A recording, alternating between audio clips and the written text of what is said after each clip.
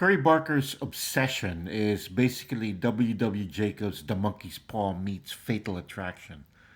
Nothing new, only he's leaned into the sneaky comic spin of the premise, has a terrific cast to inhabit the roles, and the visual chops to tell the story with snap and zing.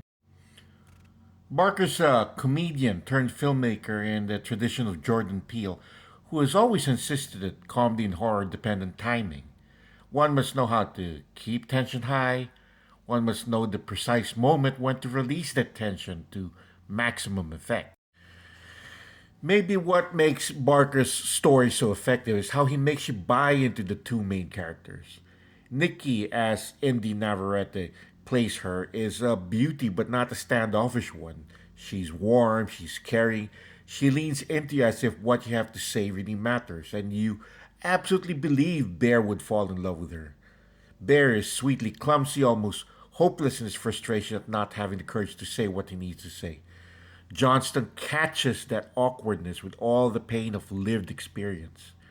Yes, the movie works as a horror and a comedy, but also works as an almost romance. Will they, won't they, can't they please, pretty please kind of romance. And yes, tension is essential to that genre too. There's a set piece in the middle of the film, a boys' night out party involving an uninvited guest and drunken Jenga that teeters on the razor edge of horrifyingly hilarious and hilariously horrifying, and is about the perfect distillation of Peele's assertion that horror is comedy's conjoined twin.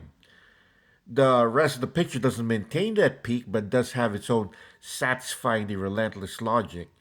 It ends with what looks like a release, but isn't really the beginning of the rest of someone's very messed up life. How does the picture compare to others?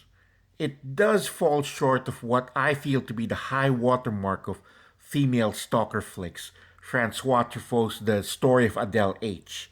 For a number of reasons. Number one, Adele, daughter of Victor Hugo, is more contradictory and perverse as a real life figure would be.